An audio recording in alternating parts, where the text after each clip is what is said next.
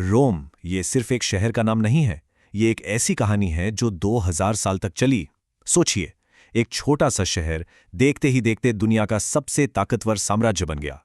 ये कहानी है सत्ता की, बेहिसाब महत्वाकांक्षा की और आखिर में पतन की, एक अविश्वसनीय गाथा। सवाल तो यही है ना कि आखिर एक शहर ने इतना बड़ा साम्राज्य कैसे बना लिया, जिसने पूरी दुनिया का नक्शा ही बदल दिया। तो चलिए इस सवाल का जवाब ढूंढने के लिए हम सब साथ में समय में पीछे चलते हैं। हर बड़ी कहानी की शुरुआत थोड़ी रहस्यमयी होती है ना? रोम के साथ भी कुछ ऐसा ही है। इसकी नींव एक मिथक पर रखी गई है। तो चलिए सबसे पहले वहीं से शुरू करते हैं कि ये शहर बना कैसे। कहानी कुछ यूं है कि दो जुड़वां भाई थे, रोमुलस और रेमस। कहते हैं उन्हें एक मादा भेड़िए ने पाला था और इन्होंने ही इस शहर की नींव रखी। लेकिन सत्ता की लड़ाई में रोमुलस ने अपने ही भाई रेमस को मार डाला और शहर का नाम अपने नाम पर रख दिया, रोम। कितनी नाटकीय शुरुआत है ना? और इसी के बाद करीब करीब 250 सालों तक रोम पर राजाओं का राज चला। लेकिन फिर 509 ईसा पूर्व में एक बहुत बड़ी क्रांति हुई। रोम के लोग अपने आखिरी राजा, जो कि एक अत्याचारी शासक था, उससे तंग आ चुके थे। तो उन्होंने उसे उखाड़ फेंका। और बस इसी एक घटना ने इतिहास का रुख हमेशा हमेशा के लिए बदल दिया। और यहीं से जन्म हुआ रोमन रिपब्लिक यानी गणराज्य का। सोचिए उस जमाने में ये कितना क्रांतिकारी आइडिया रहा होगा। कोई राजा नहीं होगा, बल्कि नागरिक खुद अपने नेताओं को चुनेंगे जो उनकी तरफ से शासन करेंगे। ये आइडिया इतना पावरफुल था कि आज भी दुनिया भर के लोकतंत्र इसी से प्रेरणा लेते हैं। तो ठीक है, गणराज्य तो बन गया, लेकिन कहानी यहीं खत्म नहीं हुई। असल में असली कहानी तो अब शुरू होने वाली थी। अब शुरू हुआ विस्तार का, लड़ाइयों का एक ऐसा लंबा दौर जिसने रोम की शक्ल ही बदल दी। इस नए गणराज्य की पहचान ही बन गई थी उसकी लगातार फैलती सीमाएं। रोम की जो मशहूर सेनाएं थी, लीजन्स, वो एक के बाद एक पड़ोसी इलाकों को जीतती चली गईं और देखते ही देखते पूरे इटली पर उनका कब्जा हो गया। लेकिन रोम की सबसे बड़ी और असली टक्कर हुई कार्थेज से। कार्थेज उस वक्त नॉर्थ अफ्रीका की एक बहुत बड़ी ताकत था। इनके बीच जो लड़ाइयाँ हुईं, जिन्हें प्यूनिक वॉर्स कहते हैं, उनमें एक नाम हमेशा के लिए इतिहास में दर्ज हो गया, हैनिबल। कार्थेज का एक ऐसा जनरल जिसने वो कर दिखाया जो कोई सोच भी नहीं सकता था। वो अपनी पूरी सेना और हाथियों के साथ आल्प्स के बर्फीले पहाड़ों को पार करके सीधा इटली में घुस आया। कई सालों तक ये खूनी जंग चलती रही और आखिर में जीत रोम की हुई। कार्थेज को हराने के बाद तो समझ लीजिए पूरे भूमध्य सागर पर रोम का एक छत्र राज हो गया। अब कोई दूसरी ताकत नहीं थी जो उन्हें चुनौती दे सके। लेकिन देखिए विडंबना क्या है। जिस जीत ने रोम को इतना महान बनाया, असल में उसी जीत ने उसके पतन के बीज भी बो दिए थे। है ना अजीब बात? चलिए समझते हैं कि कैसे रोम की कामयाबी ही उसकी सबसे बड़ी दुश्मन बन गई।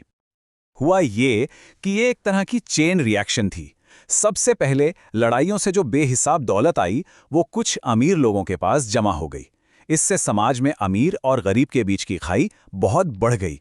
आम लोग, बेचारे सैनिक जो लड़ाइयों से लौटते थे, उनकी जमीनें छिन चुकी थीं। और जब समाज में इतनी अशांति फैली, तो फिर ताकतवर और महत्वाकांक्षी जनरल्स ने इस मौके का फायदा उठाना शुरू कर दिया। और इसी उथल-पुथल के दौर में इतिहास के कुछ सबसे बड़े नाम सामने आए, जैसे कि स्पार्टकस, वो ग्लैडिएटर जिसने गुलामों का सबसे बड़ा विद्रोह खड़ा कर दिया। और फिर थे जनरल मारियस और सुला, जिन्होंने रोम में पहले बड़े गृह युद्ध छेड़े। और इन सब के बीच एक नाम उभर रहा था, जूलियस सीजर, एक ऐसा जनरल जिसकी ताकत और महत्वाकांक्षा की कोई सीमा ही नहीं थी। और फिर वो हुआ जिसका सबको डर था। जूलियस सीजर ने अपनी फौजी ताकत और राजनीतिक दांवपेच से अपने सारे दुश्मनों को रास्ते से हटा दिया और खुद को जीवन भर के लिए डिक्टेटर यानी तानाशाह घोषित कर दिया। बस 500 साल पुराना गणराज्य अब खत्म हो चुका था।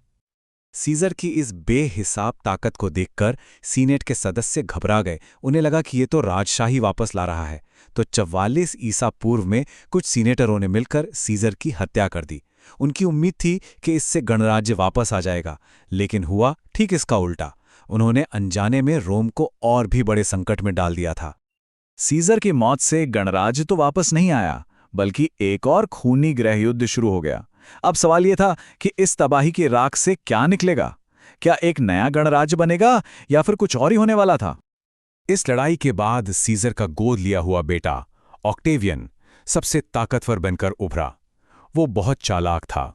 उसने दिखावे के लिए गणराज्य को बनाए रखा, लेकिन असल में सारी ताकत अपने हाथों में ले ली और 27 ईसा पूर्व में उसने खुद को ऑगस्टस की उपाधि दी और इसी के साथ रोमन साम्राज्य का आधिकारिक तौर पर जन्म हुआ।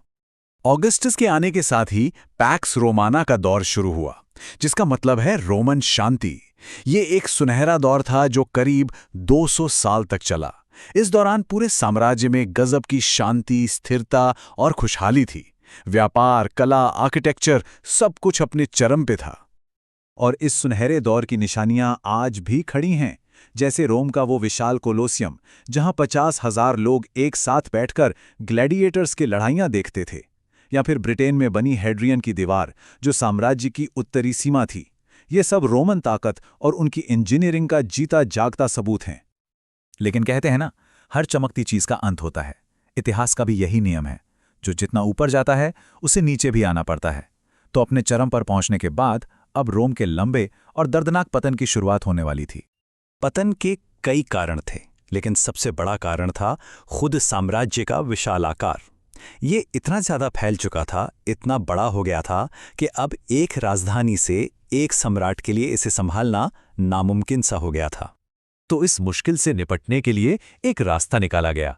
साम्राज्य को 2 हिस्सों में बांट दिया गया। एक था पश्चिमी रोमन साम्राज्य, जिसकी राजधानी रोम ही रही, और दूसरा पूर्वी रोमन साम्राज्य, जिसकी नई राजधानी बनी कॉन्स्टेंटिनोपल। ये उस वक्त तो एक हल लगा, लेकिन असल में इसने दोनों हिस्सों की किस्मत को अलग अलग राह पर डाल दिया। लेकिन पश्चिमी हिस्से को बचाया नहीं जा सका। 410 ईस्वी में वो हुआ जिसने पूरी दुनिया को हिला कर रख दिया। रोम शहर, जिसे इटर्नल सिटी कहते थे, उसे लूट लिया गया। ये एक बहुत बड़ा झटका था।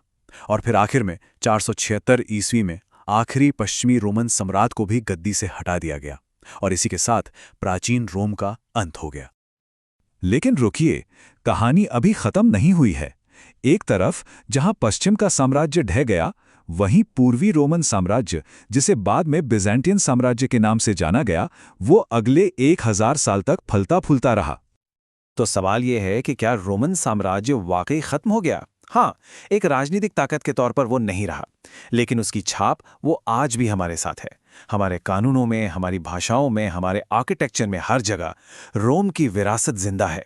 और ये हमें एक बहुत बड़ी बात सिखाती है कि बड़े बड़े साम्राज्य भले ही मिट्टी में मिल जाएं, लेकिन उनके आइडियाज़, उनकी सोच हमेशा जिंदा रहती है।